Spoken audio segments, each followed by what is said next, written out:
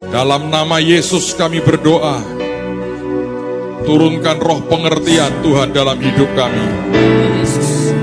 Sentuh jiwa kami, sentuh pikiran, perasaan dan kehendak kami. Sentuh roh kami dengan hikmat, pengertian, pewahyuan daripadamu. Sentuh tubuh kami Tuhan, diberi kekuatan yang ajaib oleh Tuhan. Kesanggupan menyerap dengan kuat dan ajaib. Tidak ada yang dalam keadaan yang sama. Semua kami diubah oleh Tuhan sendiri. Terima kasih Tuhan. Bicara, buat kami menangkap akan hati-Mu. Ajari kami yang berasal dari hati-Mu sendiri. Di dalam nama Tuhan Yesus. Semua kita berkata, amin. Shalom. Saya berharap Anda bisa menangkap dan kemudian Anda jadi orang-orang yang ajaib dalam menangkap akan yang namanya warisan yang Tuhan mau berikan buat kita. Saudara, yang pertama adalah seorang yang berasal dari bagian timur lah. Ibu ini beberapa hari yang lalu bertemu dengan seorang hamba Tuhan yang berasal dari India. Dan dalam tengah-tengah kebaktian, hamba Tuhan yang dari India ini berkata, di sini ada seorang ibu yang Tuhan akan pakai dengan begitu dahsyat untuk menyatakan kuasa Tuhan dan kesembuhan Tuhan. Pada waktu itu, sebenarnya ibu ini hanya diam. Dia berkata, pasti bukan saya. Tapi kemudian hamba Tuhan ini mengulang lagi sampai beberapa kali. Dan dia berkata, Tuhan bicara sangat jelas. Ada orang di sini, seorang ibu yang akan dipakai Tuhan dengan sangat dahsyat untuk menyatakan kuasa Tuhan dan menyatakan akan mujizat kesembuhan Tuhan. Sampai beberapa kali, dan tiba-tiba dia sadar sesuatu. Seperti tiba-tiba Tuhan muncul di hadapannya. Dan Tuhan berkata, aku sudah pernah bicara dengan engkau.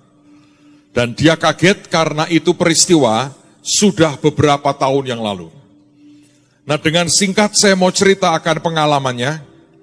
Dan kemudian saya mau ajak Anda merenung karena ketika saya dengar kesaksiannya, buat saya berkata ini merupakan sebuah konfirmasi bahwa kedatangan Tuhan sudah sangat dekat. Saudara, beberapa waktu yang lalu dia diberi Tuhan sebuah penglihatan. Dan penglihatan itu begitu real, sepertinya dia juga masuk di dalam apa yang dia lihat. Dia melihat dua orang hamba Tuhan. Yang seorang dia tahu. Dia berkata, yang satu ini aku tahu. Dan dia sebut namanya. Dia berkata itu Benny Hinn. Tapi dia mengatakan begini. Pada waktu aku melihat Benny Hinn, aku melihat dengan wajah yang sudah lebih tua dari yang sekarang. Berarti kesimpulannya ini akan terjadi atau belum terjadi sekarang. Tapi satu hari akan terjadi. Nah, Benny Hinn dia lihat itu bersama dengan seorang hamba Tuhan lagi. Seorang wanita yang sudah tidak muda sebetulnya. Pakaiannya jubah putih begitu, long dress yang panjang. Dan dia melihat dalam penglihatan itu, mereka berdua berbicara. Dan mereka bertanya, siapa yang bisa kelak menggantikan kita? Memegang akan tongkat estafet ini. Ini merupakan estafet terakhir. Dan mereka berkata, siapa yang kelak bisa melanjutkan pekerjaan Tuhan ini? Saudara sekalian, dalam penglihatan itu kemudian, dia mengatakan salah seorang dari mereka tiba-tiba menunjuk ibu ini. Dan berkata, kamu adalah yang dipilih. Saya persingkat ceritanya, dia berkata, tidak, aku tidak merasa mampu, aku tidak bisa. Tapi kedua hamba Tuhan ini dalam penglihatan itu insist bertekad terus berkata, Tuhan yang pilih kamu. Dan Tuhan berkata begini, kamu memang tidak mampu, tapi Tuhan yang memampukan. Nah, yang wanita ini ternyata adalah Kathryn Kuhlman. Saudara, kalau Anda membaca, Anda sering mendengar Benny Hinn khotbah, karena dulu saya beberapa tahun, setahun bisa 2-3 kali datang ke gerejanya, dia selalu mengaitkan akan urapannya dengan apa yang pernah ada pada hidup orang bernama Kathryn Kuhlman. Dan kemudian wanita ini berkata, aku sudah menunggu kamu, bahkan sebelum kamu dilahirkan. Nah, dia tidak tahu Kathryn Kuhlman mati tahun berapa. Lalu kemudian dia bertanya ke Tuhan, Tuhan, aku ini nanti akan memulai pelayananku di mana? Aneh sekali. Dia mendengar kata Iowa, itu sebuah kota di Amerika Serikat. Dan dia berkata, mana mungkin aku ke Amerika? Apa aku harus pindah ke Amerika? Tuhan bilang, tidak. Kamu harus tetap tinggal di Indonesia. Tapi dia mendengar kata Iowa itu beberapa kali. Saudara sekalian, saya lompat-lompatin ya kesaksiannya.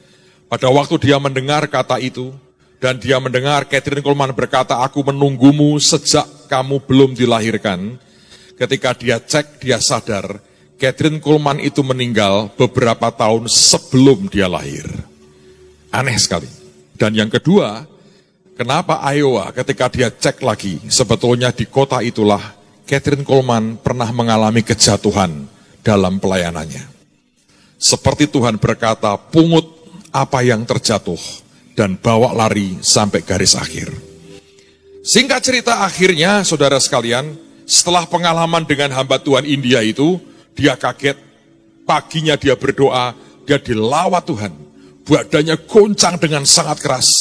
Bahkan ketika dia terbangun, badannya masih goncang dengan keras. Dan sejak itu, dia didatangi Tuhan lagi.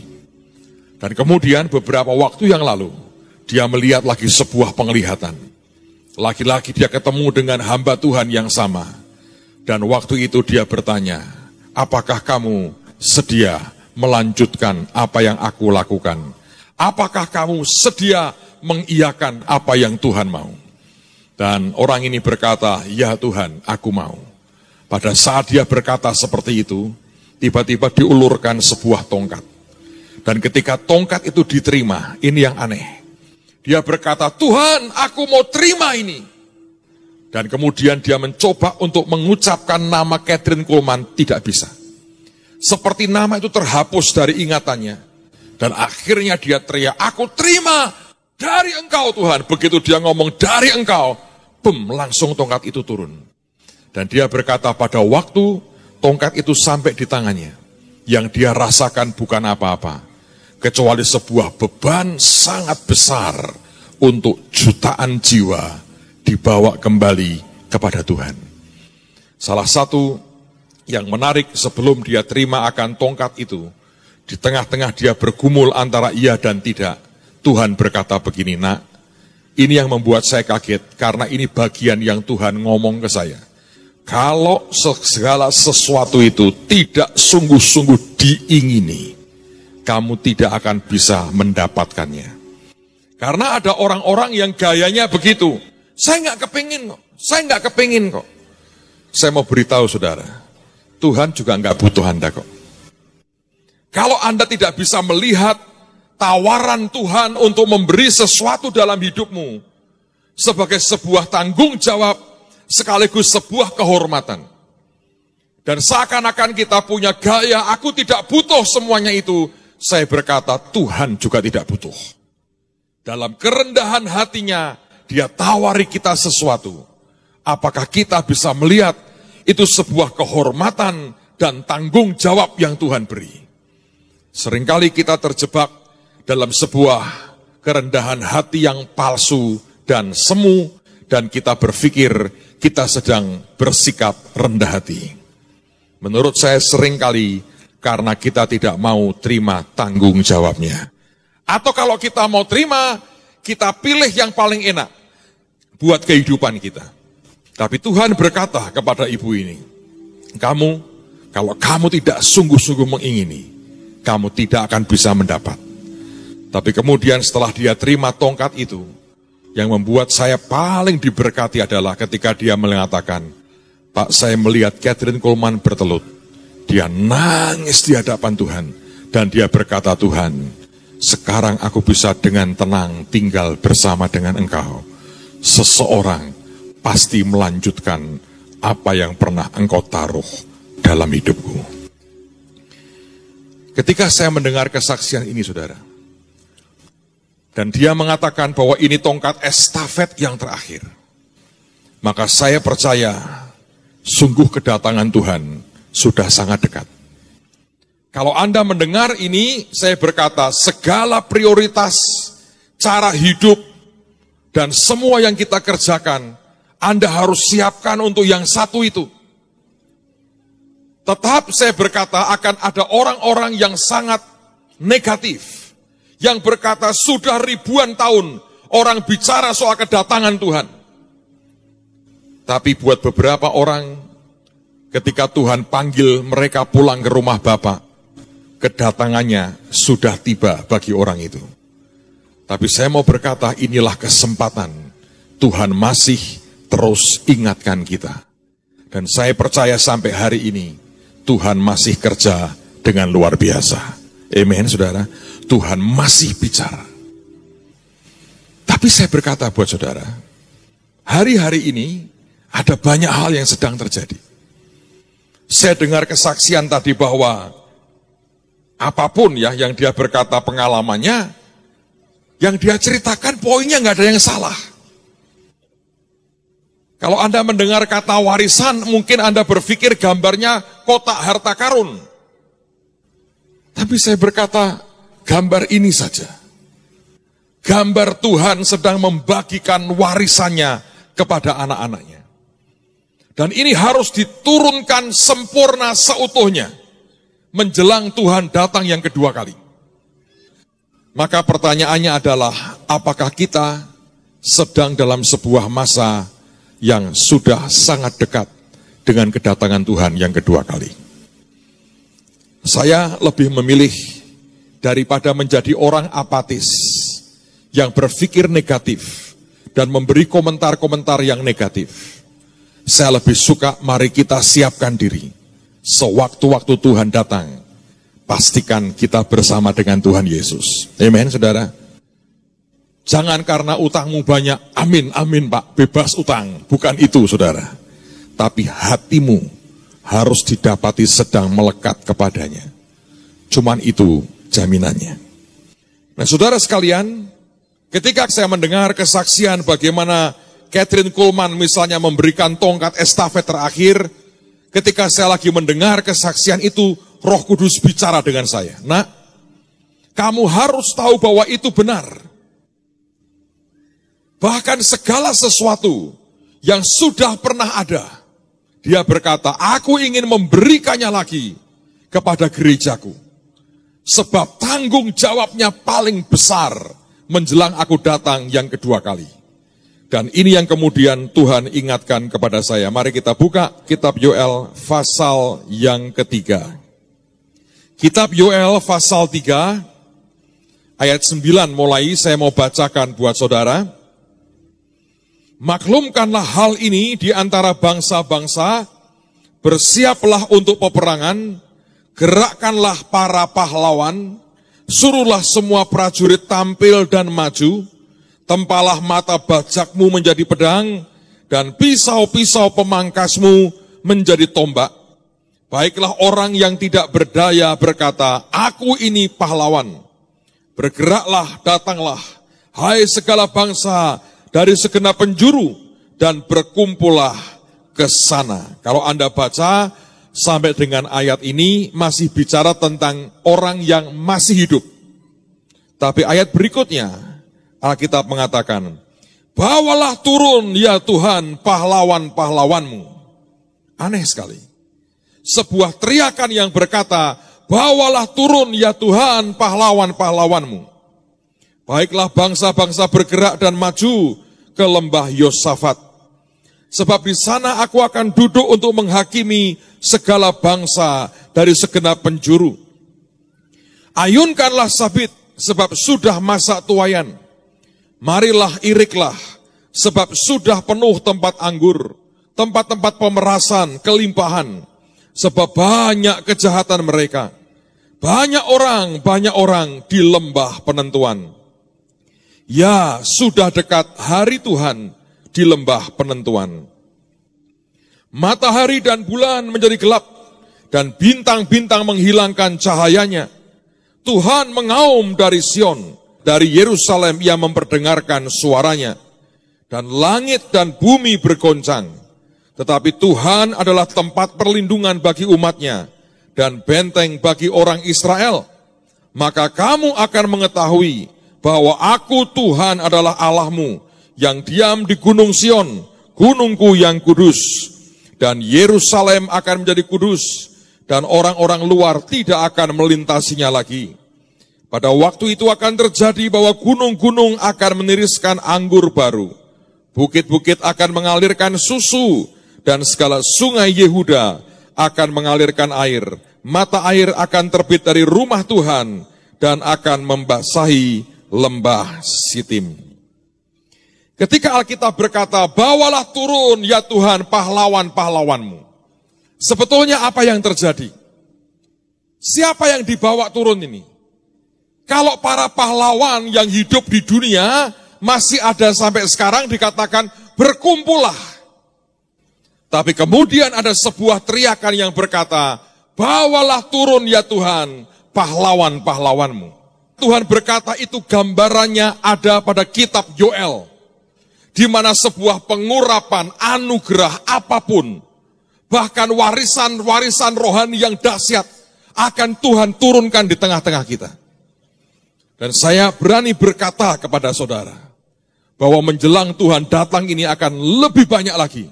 Pemulihan segala sesuatu, segala pengurapan yang pernah ada di atas muka bumi ini, tiba-tiba akan direstorasi Tuhan lagi. Akan muncul orang-orang seperti Catherine Kuhlman yang luar biasa. Akan muncul orang-orang seperti Smith Wigglesworth yang membangkitkan puluhan orang mati.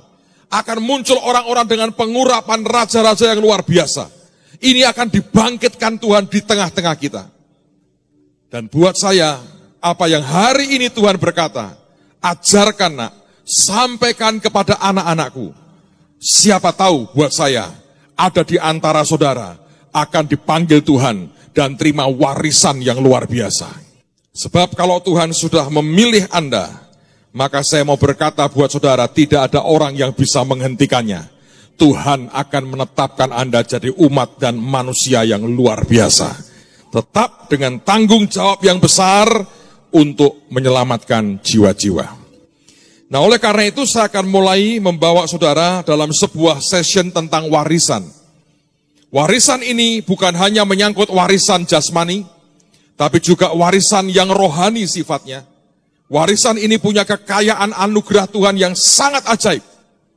Buat orang yang mengerti dan bisa jalan dalam apa yang Tuhan mau, saudara akan dibuat kagum dengan apa yang Dia mau berikan. Sekarang mari kita lihat, kita akan bicara soal warisan.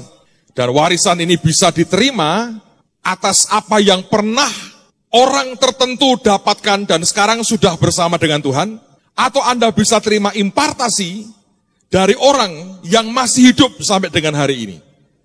Jadi ini warisan ini dua hal. Satu, mungkin pernah diterima oleh orang siapapun dia, yang dulu pernah hidup dan sekarang sudah bersama dengan Tuhan, atau bentuknya impartasi dari orang yang masih hidup pada hari ini. Sekarang mari kita lihat. Yesaya pasal 58, lihat pada ayat yang ke-14. Yesaya 58, ayat yang ke-14. Maka engkau akan bersenang-senang karena Tuhan, dan aku akan membuat engkau melintasi puncak bukit-bukit di bumi dengan kendaraan kemenangan. Aku akan memberi makan engkau dari milik pusaka Yakub atau dari warisan Yakub, bapak leluhurmu, sebab mulut Tuhanlah yang mengatakannya. Saya mau ulang, Anda perhatikan baik-baik. Maka engkau akan bersenang-senang karena Tuhan, dan aku akan membuat engkau melintasi puncak bukit-bukit di bumi dengan kendaraan kemenangan. Aku, Tuhan, akan memberi makan engkau dari milik pusaka, atau warisan, atau inheritance, atau warisan Yakub, bapak leluhurmu, sebab mulut Tuhanlah yang mengatakannya. Saudara sekalian, kalau Anda membaca ayat ini, Maka Tuhan berkata, aku memberi makan engkau, aku akan membuat engkau berpesta, dalam bahasa Inggrisnya, and to feast on the inheritance of your father Jacob. Dan kamu akan aku buat kamu nikmati pesta dari warisan bapak leluhurmu, yaitu Yakub. Luar biasa ini.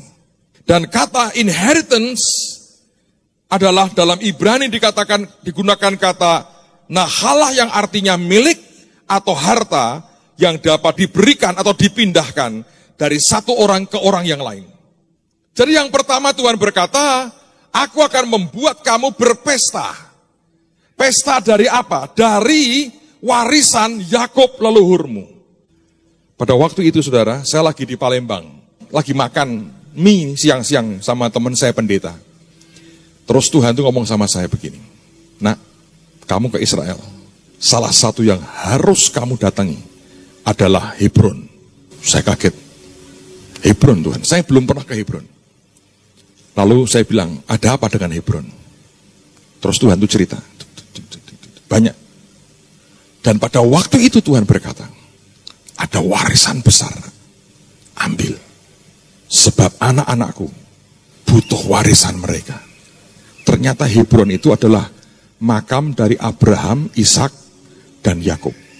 Dan yang paling ajaib, Hebron itu satu-satunya tanah yang dibeli, dibayar oleh Abraham. Sedang Alkitab berkata, di dalam Kristus, kita adalah keturunan Abraham dan berhak mendapatkan janji itu. Nah, itu yang membuat Tuhan kemudian berkata, ajari nak soal warisan. Tapi saya mau berkata buat saudara, ini real sekali. Lalu kemudian saya ngomong sama teman saya pendeta ini, saya berkata, Pak, Bapak pernah ke Hebron? Wah Pak, selalu kalau saya ke Israel, saya ke Hebron. Nah beliau ini tiap tahun ke Israel. Saya tanya, kenapa Bapak pergi ke Hebron? Terus dia ngomong begini, nanti ya Pak, Bapak di sana akan dijelaskan. Kenapa Abraham itu ngotot beli tanah di situ. Sebab menurut orang Yahudi ada keyakinan begini. Di tempat awal Hebron itu dekat dengan Eden yang pertama. Makanya Abraham itu mau cari tempat dekat, paling dekat di situ. Itu ceritanya orang Yahudi. Tapi dia berkata, Bapak perlu ke sana, Pak. Saudara, tapi saya mau berkata buat Anda, itu yang membuat Tuhan berkata, ajari mereka. Supaya mereka ngerti bagaimana terima warisan. Saya suka orang-orang Kristen, terutama orang-orang Bahtera, membuat trip-trip yang sangat rohani. Ayo kita ngambil ini, ngambil itu, ngambil ini, ngambil itu, terus begini-begini. Orang Bahtera paling hebat, saudara. Tapi itu ganggu hati saya sebetulnya. Bukan karena itu nggak benar. Tapi saya bilang Tuhan, kalau understandingnya, pengertiannya nggak ada, seberapa itu berguna? Menurut saya tetap berguna sih. Tetapi kalau sampai itu understandingnya bisa muncul dengan kuat, akan jauh lebih dahsyat. Dan itu akan punya dampak yang sangat besar dan langsung dalam kehidupan saudara. So yang pertama dalam kitab Yesaya Tuhan berkata, aku akan membuat kamu berpesta dari warisan leluhurmu Yakub. Tapi kemudian ada contoh lain dari orang yang dekat dengan kita. Coba lihat 2 Timotius pasal yang pertama. 2 Timotius pasal yang pertama. Perhatikan pada ayat yang kelima. 2 Timotius pasal yang pertama, ayat yang kelima. Sebab aku teringat akan imanmu yang tulus ikhlas, yaitu iman yang pertama-tama hidup di dalam nenekmu Lois, dan di dalam ibumu Eunike, dan yang aku yakin hidup juga di dalammu. Loh, ini iman kok bisa merambat ya Pak? Ya. Ini kan bukan benda. Ini sesuatu warisan yang sifatnya rohani.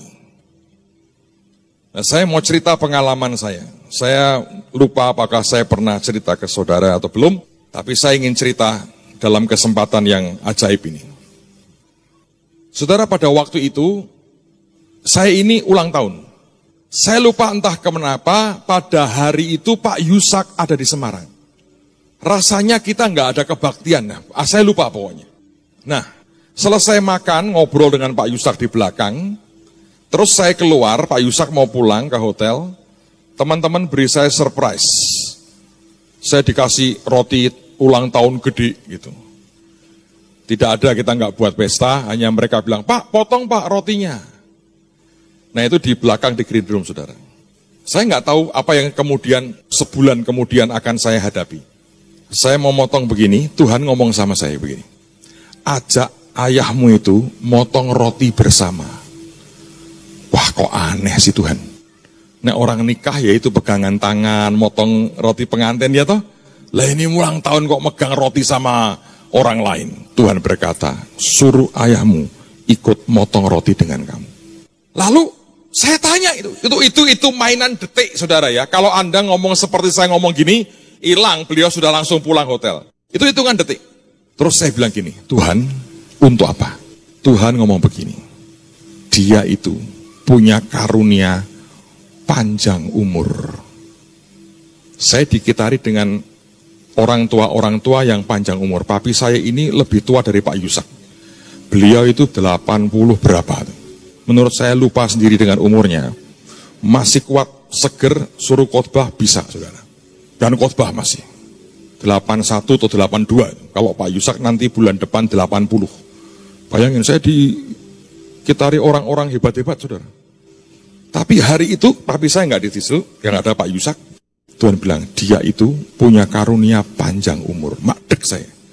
Waduh, aku dalam masalah. Kenapa masalah, Pak? Sebab kalau saya juga panjang umur, untuk apa? Suruh begitu. Akan ada sesuatu. Saya ngerti itu. Wah, repot ini. Terus saya bilang, Pak. Apa? Potong kue, Pak. Ayo. Biasanya, aneh-aneh, weh. Biasanya nggak mau. Hari itu spesial mau. Saya diem. Tuhan bilang, dia itu dari umur 60 sebetulnya harusnya pulang. Lihat sampai 20 tahun kemudian. Masih hidup dan segar. Raja Hizkia aja cuma kuat 15 tahun tambahannya. Lalu kemudian saya bilang, waduh, saya sudah ngerti nih.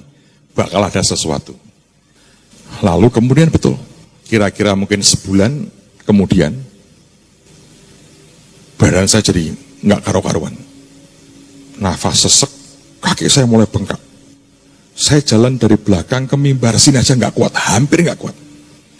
1-2 orang mengatakan gini, kok sekarang nafasnya agak pendek ya, hanya ngerti begitu. Tapi saya sangat profesional khotbah. Saya sudah puluhan tahun. Dan selama kondisi itu 1 bulan penuh, saya khotbah seluruh Indonesia. Dan berkali-kali 3 jam non-stop tanpa berhenti.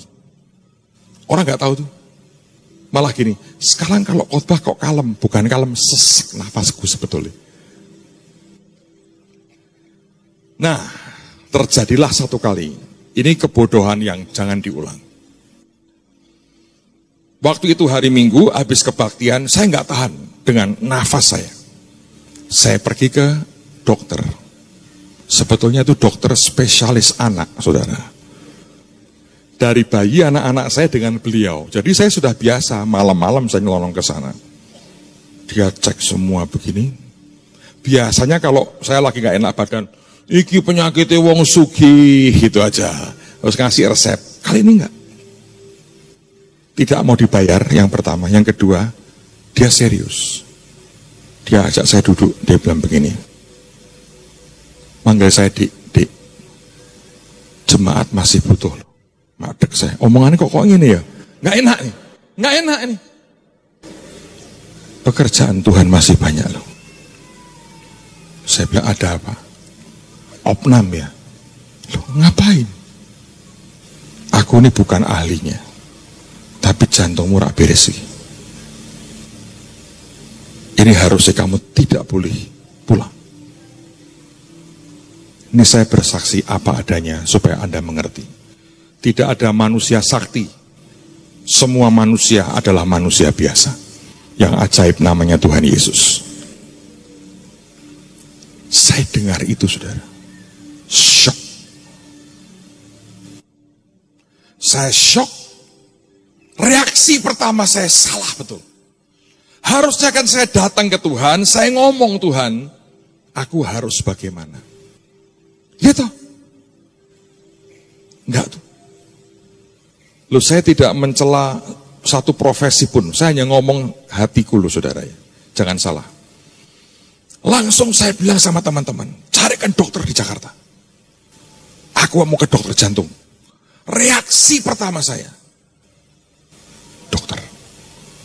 Saya mau ngomong kepada saudara, terus terang, mengapa rumah sakit kita berhenti pembangunannya?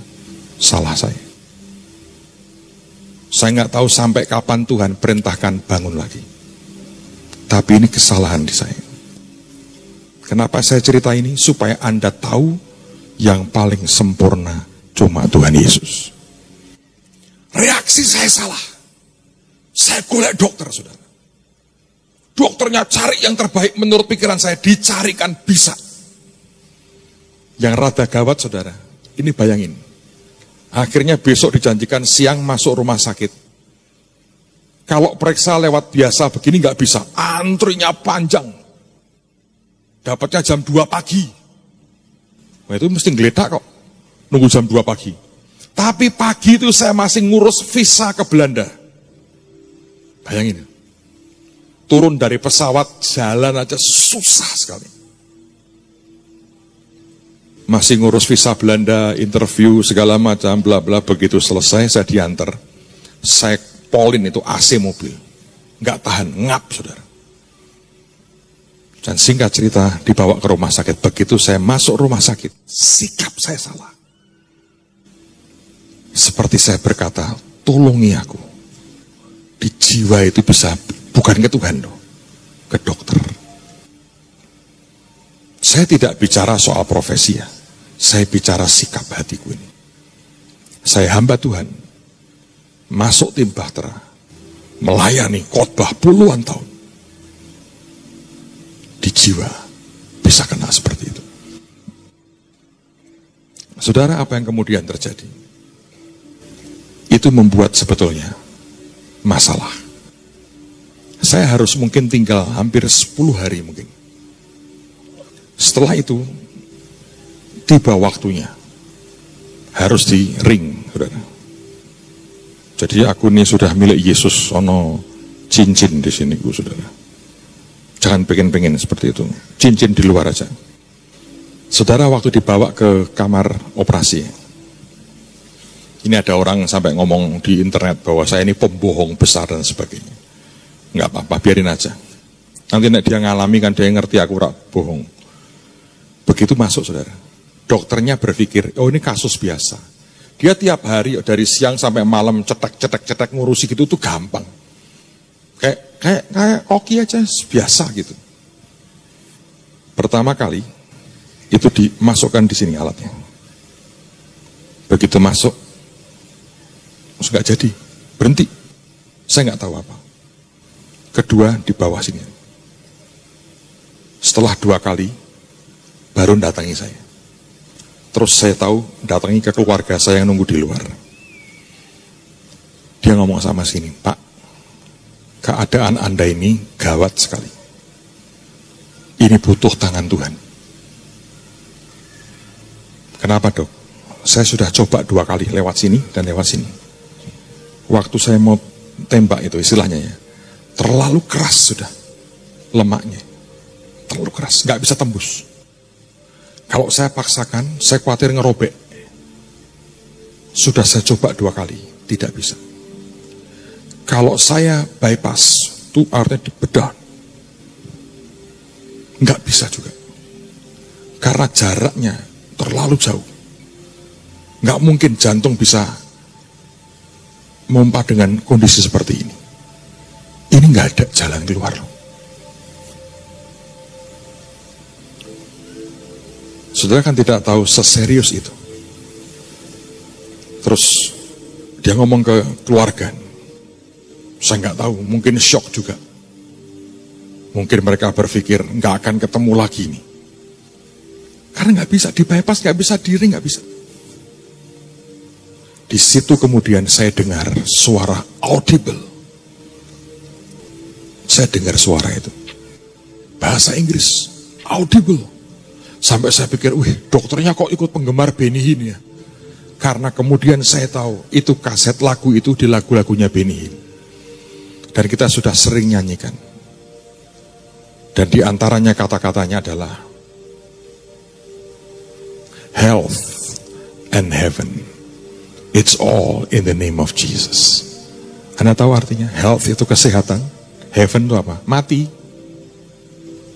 Tapi dipakai bahasa sehat ataupun ke surga. Semua dalam nama Yesus. Dan detik itu saya ikut nikmati, saya ikut nyanyi, saya bilang betul Tuhan. Hari ini health or heaven, it's all in the name of Jesus. Dan di situ saya bilang gini, Tuhan, memang kalau tidak Engkau nggak bisa. Kesalahan reaksiku ini, yang seperti berkata, oh di luar Tuhan ada alternatif.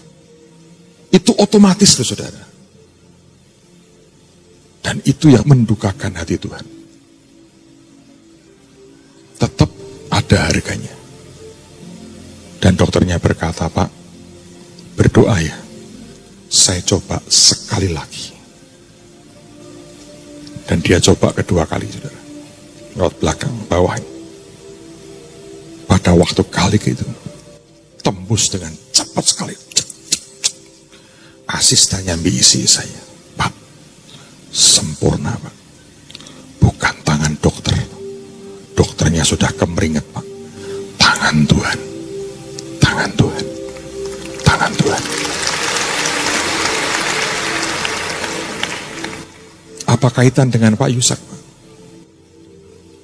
Hari itu saya masuk rumah sakit. Hari berikutnya, Ibu Yusak minta diperiksa jantungnya. Dan mereka ini punya teman sekolah dari sejak muda yang juga di rumah sakit itu.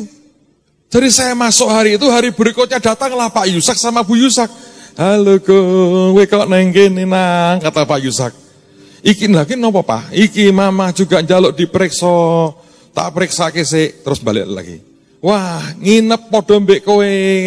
Aku jadi iso nunggoni kowe. Bayangin saudara. Seminggu itu di rumah sakit. Di kateter juga. Tapi beliau selesai dulu. 1 minggu dia temani saya. Coba Anda renunginlah. Dan di situ saya berkata, warisan, impartasi, bisa didapat dari orang yang masih hidup, yang dekat dengan kita. Amen, saudara. So hidup kita ini sebetulnya Tuhan berikan begitu banyak hal yang ajaib. Nah sekarang pertanyaannya adalah, bagaimana kita mendapatkan warisan? Bagaimana kita mendapatkan yang namanya warisan? Apapun bentuknya. Bagaimana kita mendapatkan warisan rohani seperti ini? Yang pertama jelas, pertanyaannya adalah, seberapa kita mengingininya. Mari kita lihat kitab Kejadian. Kitab Kejadian pasal yang ke-25. Kejadian 25, lihat mulai ayat yang ke-29. Ini bagian firman yang sudah sering kita lihat.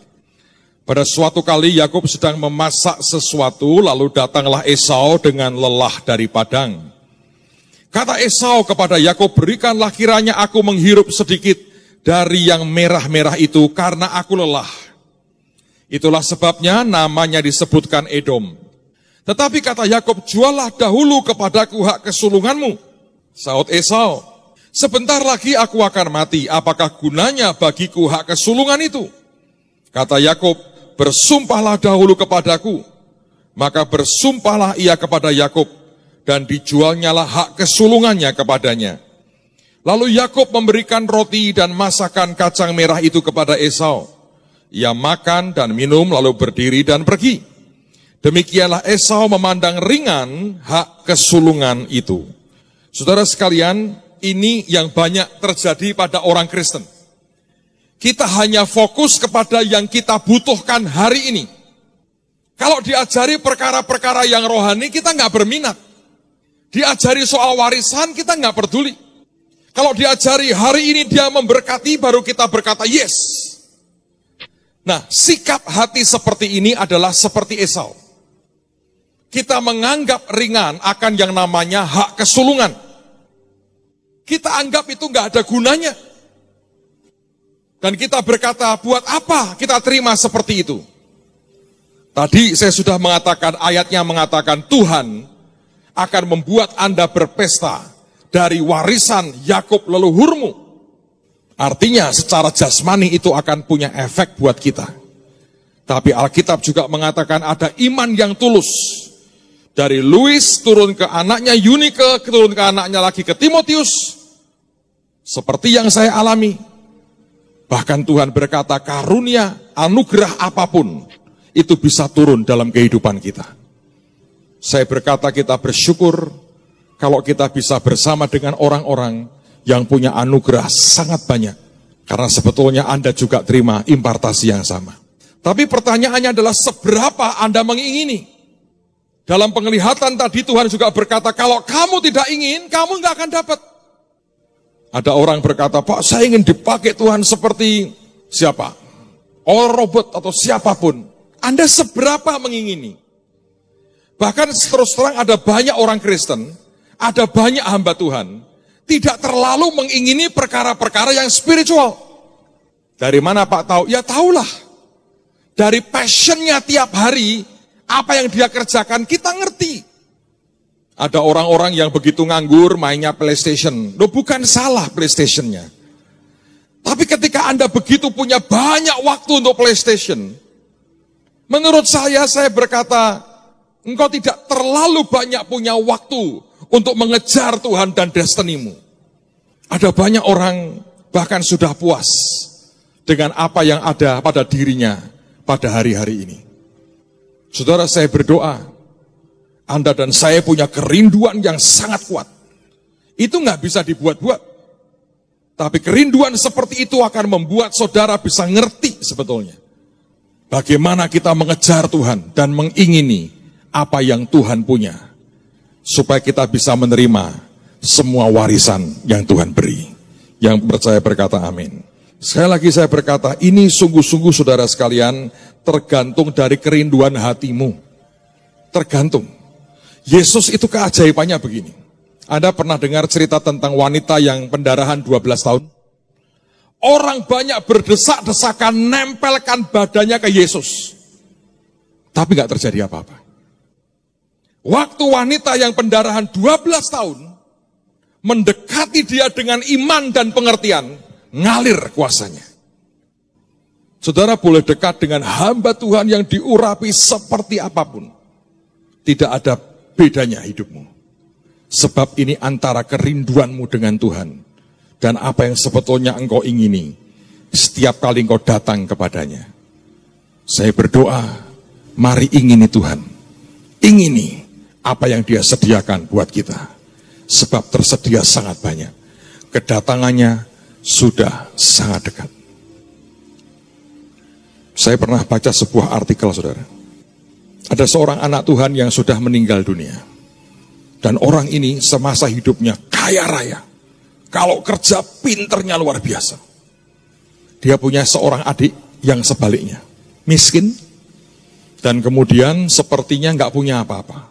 Kerja apapun gagal. Satu hari dia berdoa, dia puasa, dia ngeluh, dia di hadapan Tuhan, dia ngomong dengan Tuhan, kenapa hidupku tidak seperti kakakku almarhum? Kenapa apapun yang kukerjakan tidak bisa seperti dia? Langsung ada hasilnya. Ketika dia berdoa itu, tiba-tiba Tuhan berkata, nak, kamu pergi ke kota di mana kakakmu pernah tinggal. Kamu doa di sana, bukan doa di kuburannya loh. Kamu doa di kota itu. Kalau kamu mau, jubah yang dimiliki kakakmu itu bisa turun ke kamu. Ini kejadian di Amerika. Dia nekat, saudara. Walaupun cukup jauh, dia pergi ke kota di mana kakaknya pernah tinggal. Dia nurut Tuhan, pergi ke sebuah titik di kota itu, dan dia mulai berdoa.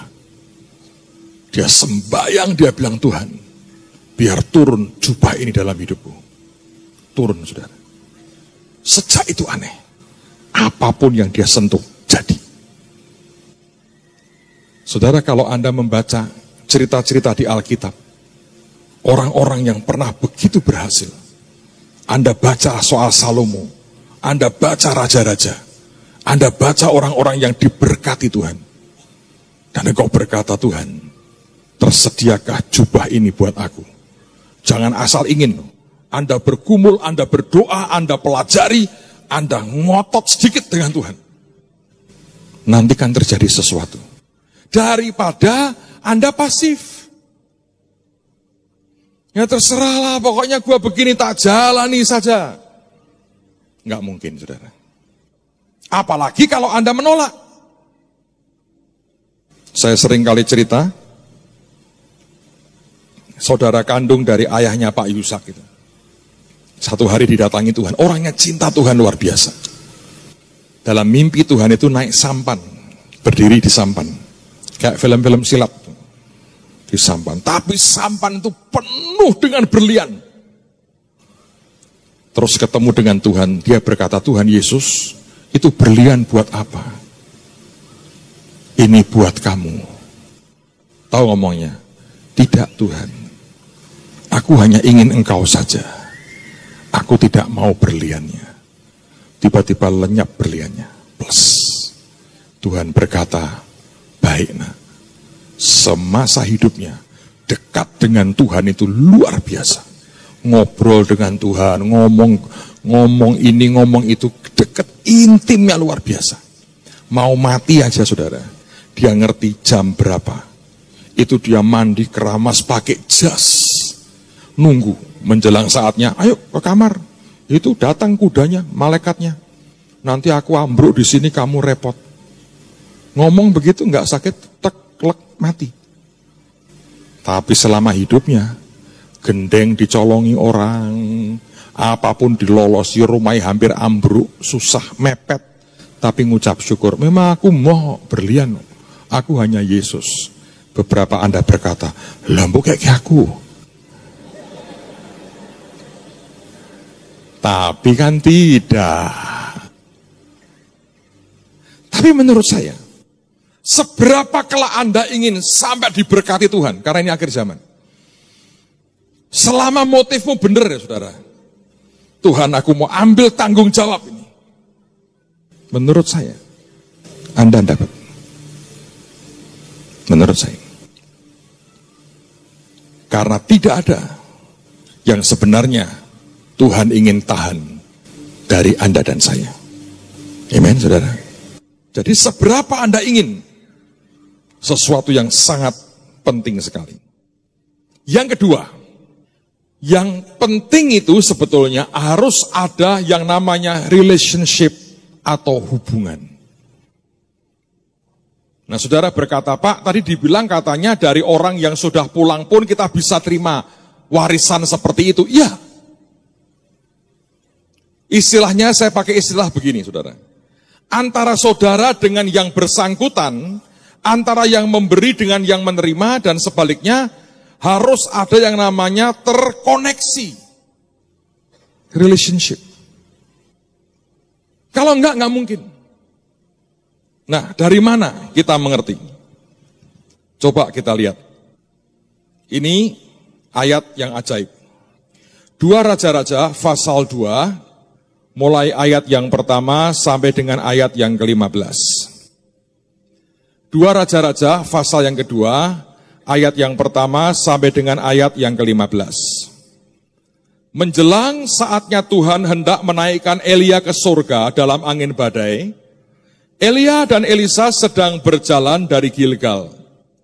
Berkatalah Elia kepada Elisa, baiklah tinggal di sini, sebab Tuhan menyuruh aku ke Betel. Tetapi Elisa menjawab, demi Tuhan yang hidup, dan demi hidupmu sendiri, sesungguhnya aku tidak akan meninggalkan engkau. Lalu pergilah mereka ke Betel. Pada waktu itu keluarlah rombongan nabi yang ada di Betel mendapatkan Elisa. Lalu berkatalah mereka kepadanya, sudahkah engkau tahu bahwa pada hari ini tuanmu akan diambil daripadamu oleh Tuhan terangkat ke surga? Jawabnya, aku juga tahu, diamlah. Berkatalah Elia kepada Elisa, "Hai Elisa, baiklah tinggal di sini sebab Tuhan menyuruh aku ke Yeriko." Tetapi jawabnya, "Demi Tuhan yang hidup dan demi hidupmu sendiri, sesungguhnya aku tidak akan meninggalkan engkau." Lalu sampailah mereka di Yeriko. Pada waktu itu mendekatlah rombongan nabi yang ada di Yeriko kepada Elisa serta berkata kepadanya, "Sudahkah engkau tahu bahwa pada hari ini tuanmu akan diambil daripadamu oleh Tuhan terangkat ke surga?" Jawabnya, "Aku juga tahu, diamlah." Berkatalah Elia kepadanya, "Baiklah tinggal di sini, sebab Tuhan menyuruh aku ke sungai Yordan." Jawabnya, "Demi Tuhan yang hidup dan demi hidupmu sendiri, sesungguhnya aku tidak akan meninggalkan engkau." Lalu berjalanlah keduanya, 50 orang dari rombongan nabi itu ikut berjalan, tetapi mereka berdiri memandang dari jauh. Ketika keduanya berdiri di tepi sungai Yordan, lalu Elia mengambil jubahnya, digulungnya, dipukulkannya ke atas air itu. Maka terbagilah air itu ke sebelah sini dan ke sebelah sana, sehingga menyeberanglah keduanya dengan berjalan di tanah yang kering. Dan sesudah mereka sampai di seberang, berkatalah Elia kepada Elisa, "Mintalah apa yang hendak kulakukan kepadamu sebelum aku terangkat daripadamu." Jawab Elisa, "Biarlah kiranya aku mendapat 2 bagian dari rohmu." Berkatalah Elia, "Yang kau minta itu adalah sukar. Tetapi jika engkau dapat melihat aku terangkat daripadamu, akan terjadilah kepadamu seperti yang demikian. Dan jika tidak, tidak akan terjadi." Berikutnya, sedang mereka berjalan terus sambil berkata-kata, tiba-tiba datanglah kereta berapi dengan kuda berapi memisahkan keduanya. Lalu naiklah Elia ke surga dalam angin badai. Ketika Elisa melihat itu, maka berteriaklah ia, "Bapakku, Bapakku kereta Israel dan orang-orangnya yang berkuda." Kemudian tidak dilihatnya lagi.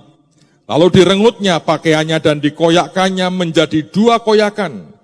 Sesudah itu dipungutnya jubah Elia yang telah terjatuh, lalu ia berjalan hendak pulang dan berdiri di tepi sungai Yordan.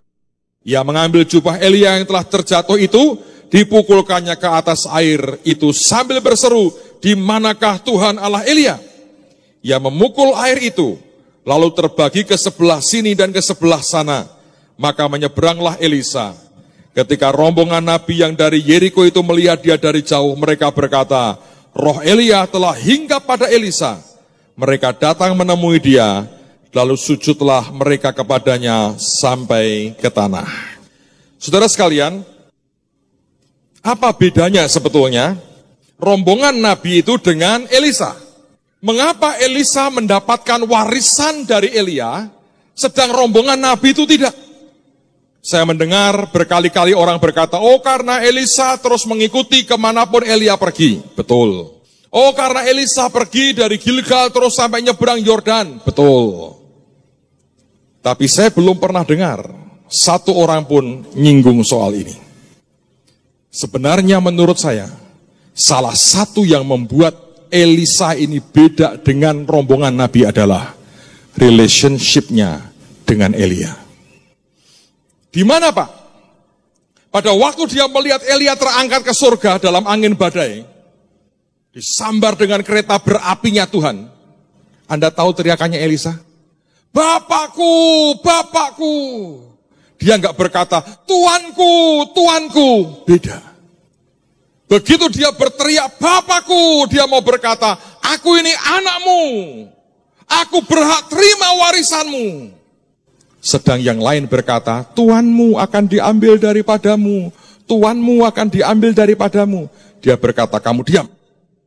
Pada waktu Elia bertanya, "Apa yang kau inginkan?" Dia berkata, 2 bagian daripada 2/3 daripada rohmu. Itu adalah hak kesulungan sebetulnya. Elia berkata, "Yang kau minta itu sukar.